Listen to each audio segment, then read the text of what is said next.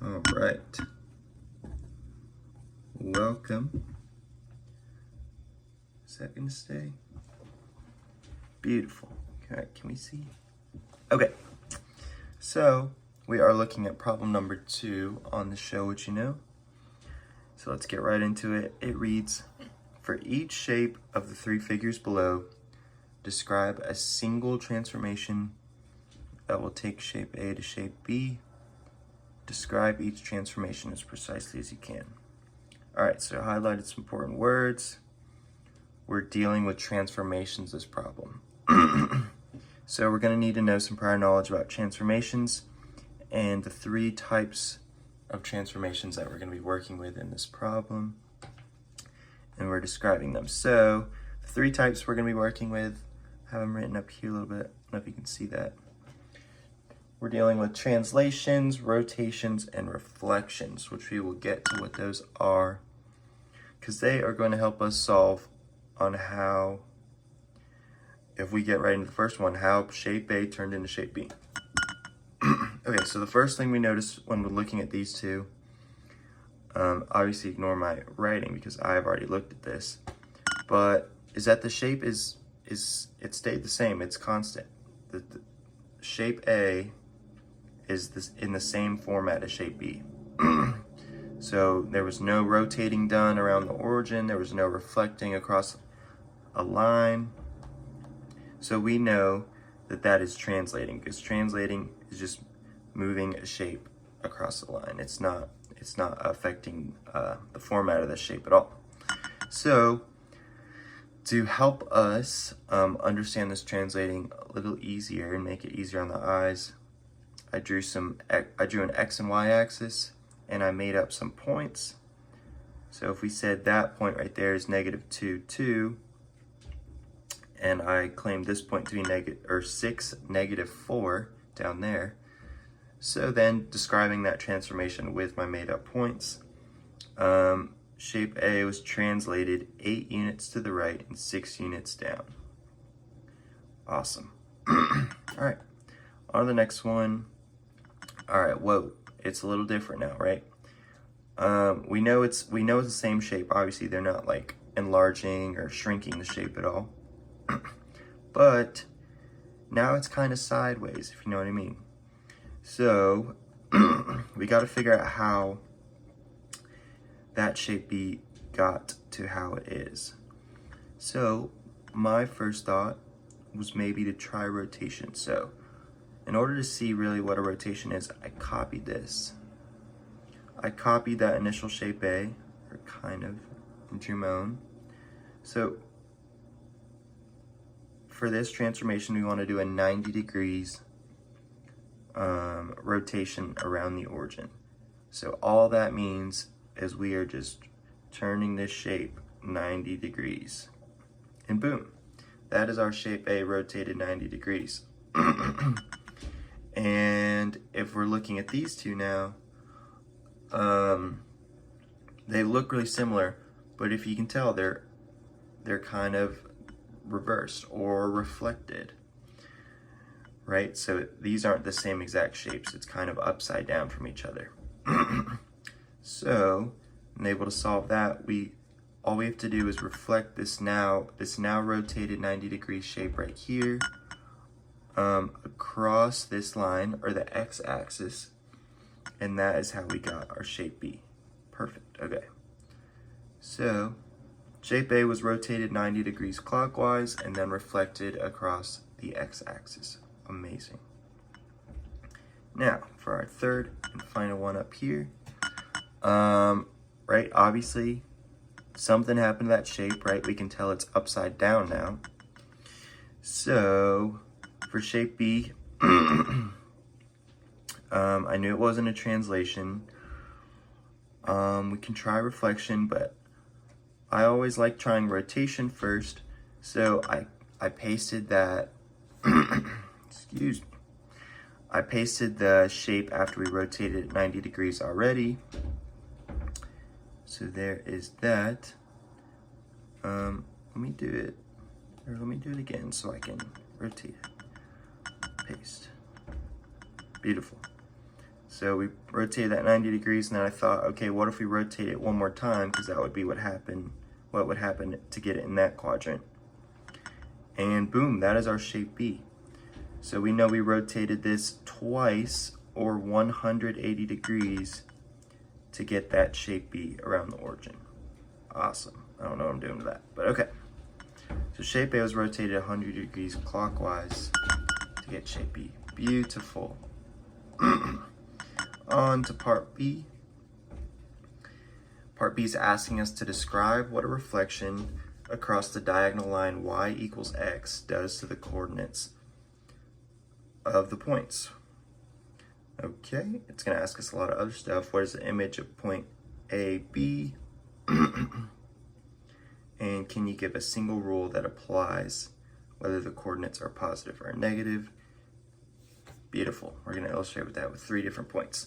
So first we got to know what the line y equals x mean or looks like. Obviously we have that written here. But right, to find that out, we know the slope-intercept formula. Pretty much we know the slope is the coefficient of that x. So you could think about that as y equals 1x. That doesn't look pretty though. So that is our diagonal line right here, this red line. That is y equals x. That's the line we're going to be working with. And, oh my gosh.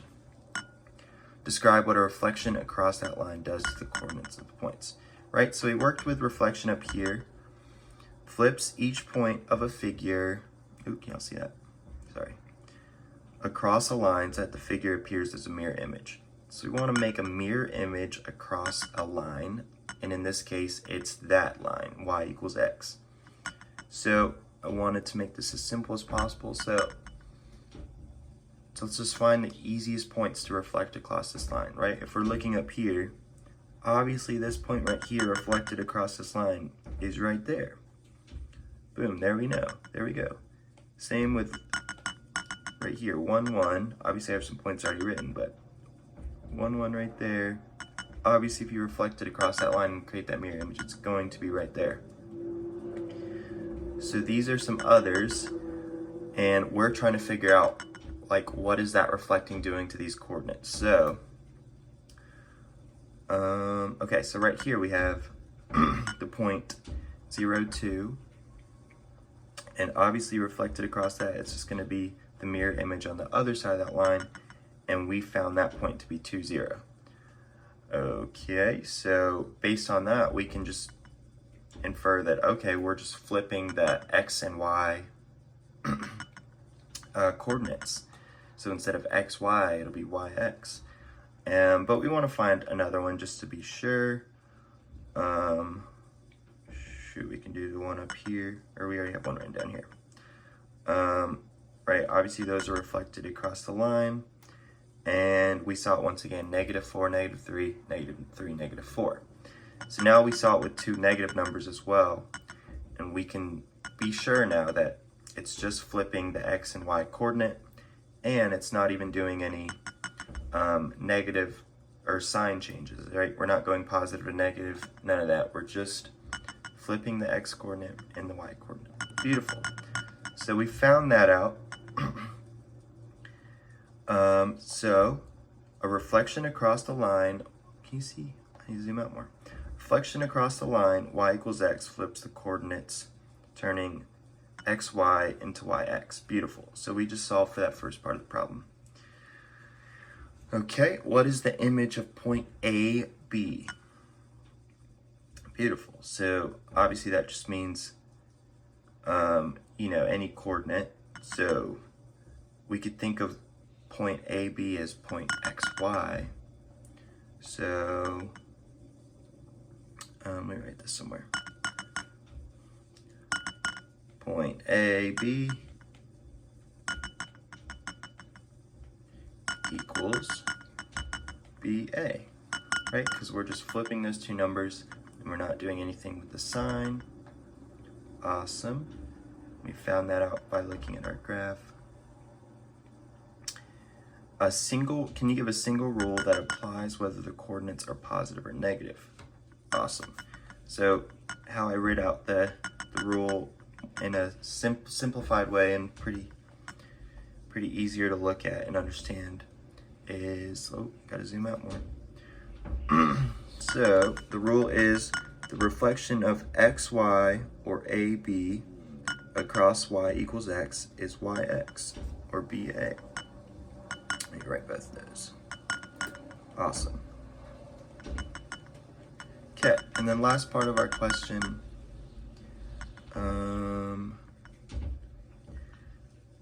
Explain your answer and illustrate it with at least 3 different points in different quadrants. Okay, let's do that real quick. Get rid of that point because it's not really in a quadrant. Okay, so let's find a point maybe up here. We'll do these 2. That's a mirror image. That's in that first quadrant. We already have that one down in that quadrant, and we'll do one up here. We will do right there and right, where am I going? There. Beautiful. Okay, so we'll start up here. Let's find this point. This point is 1, 4. And this point is 4, 1. Right? So we are seeing how our rule works firsthand, and yeah, this rule is working without fail. We saw it work with negative numbers. Now we saw it work with 2 positive numbers. This last quadrant, let's see, that point is -2, 3. And then this point is 3, -2. Right, so that really shows off that rule. -2, 3, translated is 3, -2. So right, no sign changes, we're simply just flipping the numbers. xy into yx, or AB into BA. And I think that is going to do it for our problem number 2. Awesome. I'll show my face. Okay.